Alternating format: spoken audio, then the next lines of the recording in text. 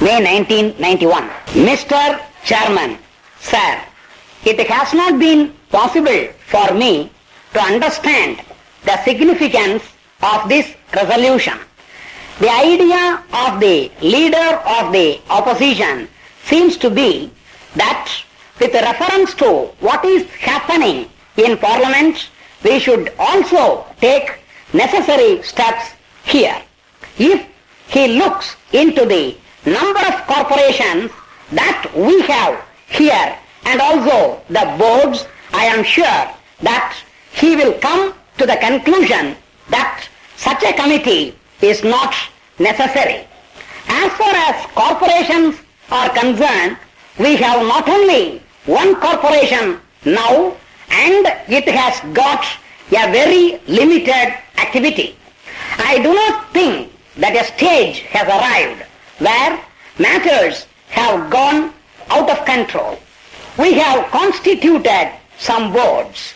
The idea is that they should function as autonomous bodies to a certain extent so that they may not be affected by rules and regulations which apply to administrative departments of government.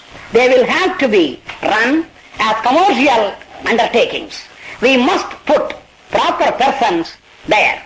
That is the important thing. Once we appoint a person, we must trust him. And if he goes wrong, we will have to take action against him. Parliaments and legislatures have a feeling that when we pass an act saying that there should be statutory corporations, they should be allowed to function in an autonomous manner. But once a corporation is formed, we always try to interfere in its working. We have commercial undertakings for the purpose of producing results. So we have to review their working on the basis of the results produced at the end of the year. With reference to these few boards and one corporation, we have got the estimate committee. It makes reports and we consider them.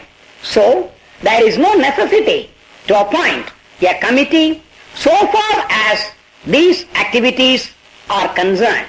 Even with reference to the big corporations which are set up in the public sector, we will have to get over the feeling that everything is going wrong and that we are not able to look into their working.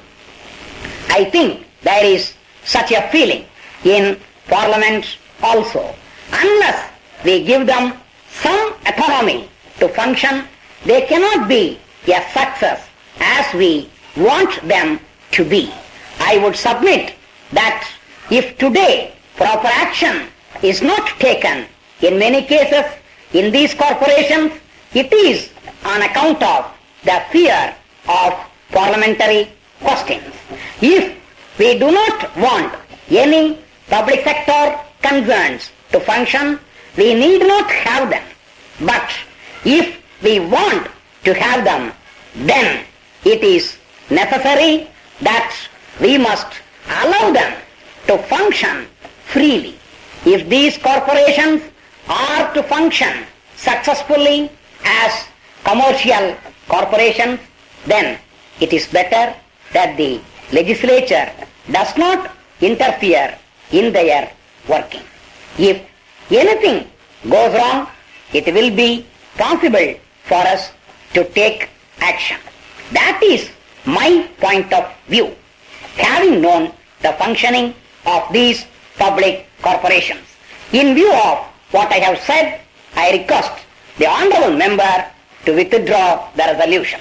Letter dated 4th December 1980 from Gopu and Company Limited, Madras, to Messrs. Hari and Company Limited, Madurai. Dear sirs, we are obliged to you for your kind letter. We are pleased to hear that you are trying to sell the watches and clocks manufactured by you through us in this part of the country. We have great pleasure in agreeing to the terms offered by you for this purpose. At the same time, we assure you that we will do our best in the matter and that we will be able to satisfy you. In this connection, you will be glad to know that we have been selling similar goods of various manufacturers during the last several years. You will be glad to know that we have always done the business very satisfactorily. It will be a great pleasure for you to know that we have a repair section also. On account of this, if there are any complaints, they will be dealt with promptly and the necessary repairs carried out at once. This is a matter which will promote your interest. We hope to hear from you further in the matter as early as possible. Yours faithfully.